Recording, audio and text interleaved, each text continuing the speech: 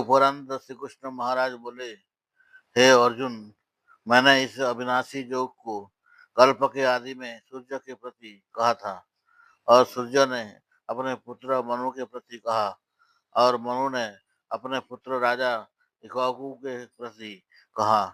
इस प्रकार परंपरा से प्राप्त हुए इस योग को राजर्षियों ने जाना, परंतु हे अर्जुन, वह योग बहुत काल से इस पृथ्वी लोक में लोप प्राय हो गया था।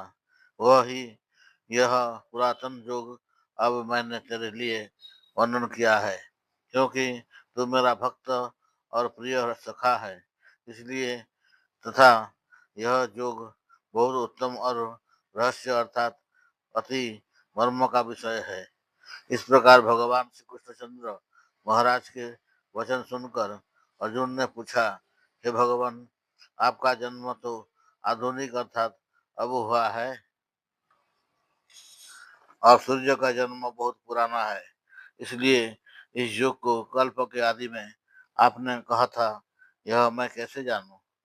इस पर श्री कृष्ण महाराज बोले, हे अर्जुन, मेरे और तेरे बहुत से जन्म हो चुके हैं, परंतु हे परंतप, उन सबको तू नहीं जानता है, और मैं जानता हूँ।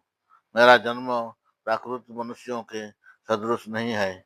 मैं अविनाशी स्वरूप अजन्मा होने पर भी तथा सब भूत प्राणियों का ईश्वर होने पर भी अपनी प्रकृति को अधीन करके योगमाया से प्रकट होता हूँ। हे भारत, जब जब धर्म की हानि और अधर्म की वृद्धि होती है, तब तब ही मैं अपने रूप को रचता हूँ अर्थात प्रकट करता हूँ, क्योंकि साधु पुरुषों का उद्धार करने के लिए और दूषित कर्म करने वालों का नाश करने के लिए तथा धर्म स्थापन करने के लिए युग युग में प्रकट होता हूँ। इसलिए हे अर्जुन, मेरा वह जन्म और कर्म दिव्य अर्थात अलौकिक है। इस प्रकार जो पुरुष तत्व से जानता है, वह शरीर को त्याग कर फिर जन्म को नहीं प्राप्त होता है, किंतु मुझे ही प्राप्त होता है। हे अर्जुन, पहले भी भाग राग भय और क्रोध से रहित अन्य अनन्य भाव से मेरे में स्थिति वाले मेरे शरण हुए बहुत से पुरुष ज्ञान रूप तप से पवित्र हुए मेरे स्वरूप को प्राप्त हो चुके हैं। क्योंकि हे अर्जुन, जो मेरे को जैसे भजते हैं, मैं भी उनको वैसे ही भजता हूँ। इस रहस्य को जानकर ही बुद्धिमान मनुष्यगण सब प्रकार से मेरे मार्ग के अनुसार वर्तते हैं। जो मेरे को तत्व से नहीं जानते हैं, वे पुरुष इस मनुष्य अ, लोक में कर्मों के फल को चाहते हुए देवताओं को पूजते हैं, और उनके कर्मों से उत्पन्न हुई सिद्धि भी शीघ्र ही होती है, परंतु उनकी मेरी प्राप्ति नहीं होती। इसलिए तू मेरे को ही सब प्रकार से भज। हे अर्जुन, गुण और कर्मों के विभाग से ब्राह्मण, क्षत्रिय, वैश्य और शूद्र मेरे द्वारा रचे गए हैं। उनके कर्ता को भी मुझ अविनाशी परमेश्वर को तो अकर्ता ही जान, क्योंकि कर्मों के फल में मेरी स्पृहा नहीं है, इसलिए मेरे को कर्म लिपायमान नहीं करते। इस प्रकार जो मेरे को तत्व से जानता है, वह भी कर्मों से नहीं बनता है, तथा पहले होने वाले मुमुक्षु पुरुषों द्वारा भी इस प्रकार जानकर ही कर्म किया गया है। इससे तो भी पूर्वजों द्वारा सदा से किए हुए कर्मों को ही कर, परंतु कर्म क्या है और अकर्म क्या है, ऐसे इस विषय में बुद्धिमान पुरुष भी मोहित हैं। इसलिए मैं वह कर्म अर्थात कर्मों का तत्व तेरे लिए अच्छी प्रकार कहूँगा, कि जिसको जानकर तू अशुभ अर्थात संसार बंधन से छूट जाएगा।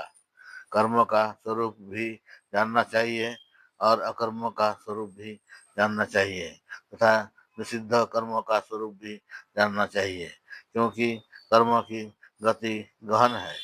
जो पुरुष कर्म में अर्थात अहंकार रहित की हुई संपूर्ण चेष्टाओं में अकर्म अर्थात वास्तव में उनका न होना पना देखे, और जो पुरुष अकर्म में अर्थात अज्ञानी पुरुष द्वारा किए हुए संपूर्ण क्रियाओं के त्याग में भी कर्म को अर्थात त्याग रूप क्रिया को देखे वह पुरुष मनुष्यों में बुद्धिमान है और वह योगी संपूर्ण कर्मों का करने वाला है। हे अर्जुन, जिसके संपूर्ण कार्य कामना और संकल्प से रहित है, ऐसे उस ज्ञान रूप अग्नि द्वारा भस्म हुए कर्म वाले पुरुष को ज्ञानी जन भी पंडित कहते हैं। जो पुरुष सांसारिक आश्रय से रहित सदा परमानंद परमात्मा में तृप्त है, वह कर्मों के फल और संग, संग, संग अर्थात कर कर्तृत्व अभिमान को त्याग कर कर्म में अच्छी प्रकार बरतता हुआ भी कुछ भी नहीं करता है। जीत लिया है अंतकरण और शरीर जिसने तथा त्याग दी है संपूर्ण भोगों की सामग्री जिसने, ऐसा आशारहित पुरुष केवल शरीर संबंधी कर्म को करता हुआ भी पाप को नहीं प्राप्त होता है। अपने आप जो कुछ आप प्राप्त हो उसमें ही संतुष्ट रहने वाला और हर्ष सुखादि द्वंद्वों से अतीत हुआ तथा मत्सरता अर्थात ईर्षा से रहित सिद्धि और असिद्धि में समत्व भाव वाला पुरुष कर्मों को करके भी नहीं बनता है, क्योंकि आसक्ति से रहित ज्ञान में स्थित हुए चित्त वाले यज्ञों के लिए आचरण करते हुए मुक्त पुरुष के संपूर्ण कर्म नष्ट हो जाते हैं। उन यज्ञों के लिए आचरण करने वाले पुरुषों में से कोई तो इस भाव से यज्ञ करते हैं कि अर्पण अर्थात ध्रुवादिक ध्रुवादिक भी ब्रह्म है और हवि अर्थात हवन करने योग्य द्रव्य भी ब्रह्म है और ब्रह्म रूप अग्नि में ब्रह्म रूप कर्ता के द्वारा जो हवन किया गया है वह भी ब्रह्म ही है। इसलिए ब्रह्म रूप कर्म में समाधिस्थ हुए उस पुरुष द्वारा जो प्राप्त होने योग्य है वह भी ब्रह्म ही है और दूसरे योगीजन देवताओं के पूजन रूप यज्ञ को ही अच्छी प्रकार उपासते हैं अर्थात करते हैं और दूसरे ज्ञानी जन परम ब्रह्म परमात्मा रूप अग्नि में यज्ञों के द्वारा ही यज्ञों को हवन करते हैं। अन्य योगी जन स्त्रोता स्त्रोत्रादिक सब इंद्रियों को संयम अर्थात स्वाधीनता रूप अग्नि में हवन करते हैं अर्थात इंद्रियों को विषयों से रोककर अपने वश में कर लेते हैं और दूसरे योगी लोग शब्दाधिक विषयों को इंद्रिय रूप अग्नि में हवन करते हैं अर्थात राग द्वेष रहित इंद्रियों द्वारा विषयों को ग्रहण करते हुए भी भस्म रूप करते हैं।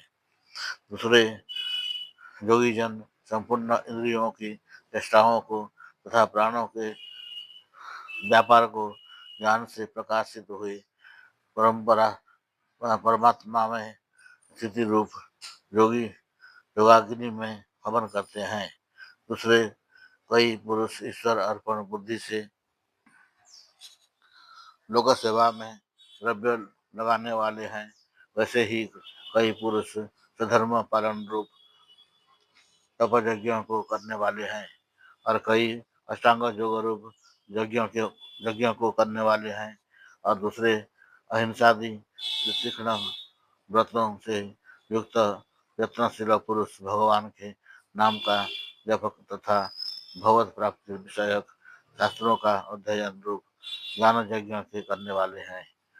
दूसरे योगी जन अपान वायु में प्राण वायु को हवन करते हैं, वैसे ही अन्य योगी जन प्राण वायु में अपान वायु को हवन करते हैं तथा अन्य योगी जन प्राण और अपान की गति को रोककर प्राणायाम के परायण होते हैं।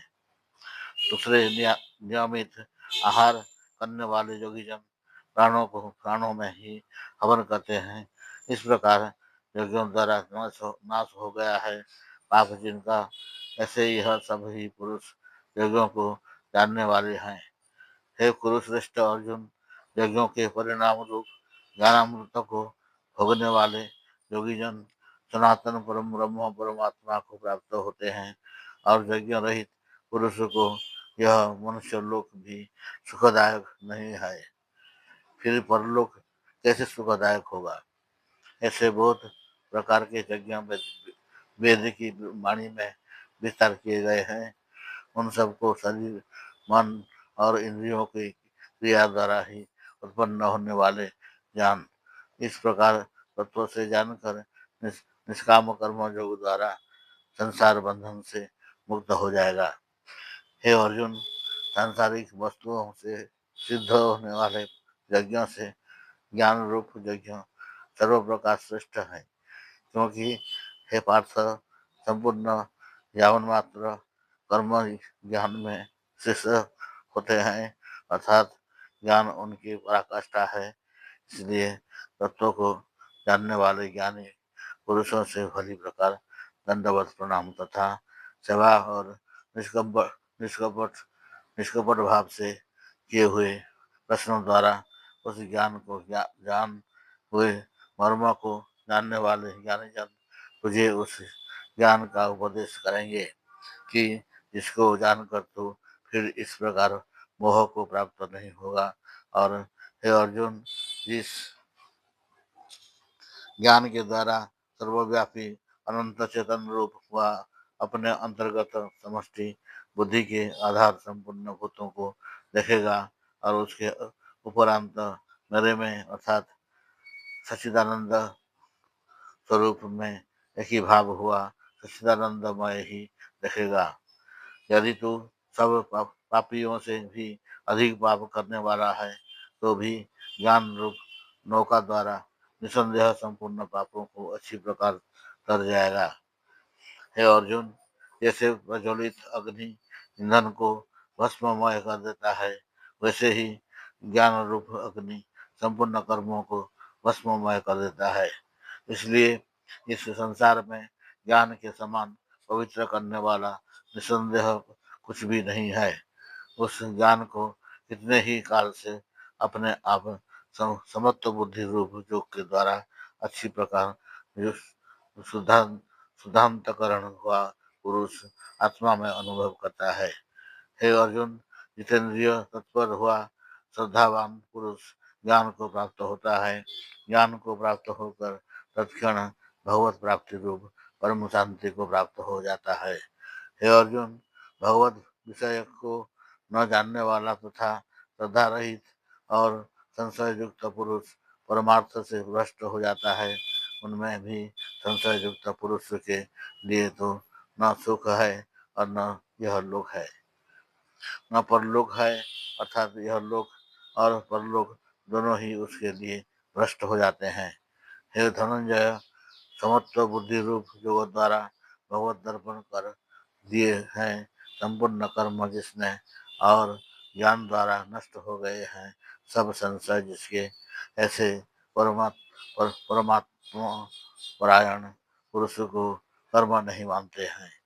इससे हे भरतवंशी अर्जुन, तो समत्व बुद्धि रूप योग में सिद्ध हो और अज्ञान से उत्पन्न हुए हृदय में सिद्ध इस अपने संशय को ज्ञान रूप तलवार द्वारा छेदन करके युद्ध के लिए खड़ा हो।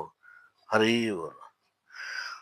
ओम इति श्रीमद्भगवद गीता रूपी उपनिषद एवं ब्रह्म विद्या तथा योग शास्त्र विषयक श्री कृष्ण और अर्जुन के संवाद में ज्ञान कर्म संन्यास योग नामक चौथा अध्याय। हरि बोल।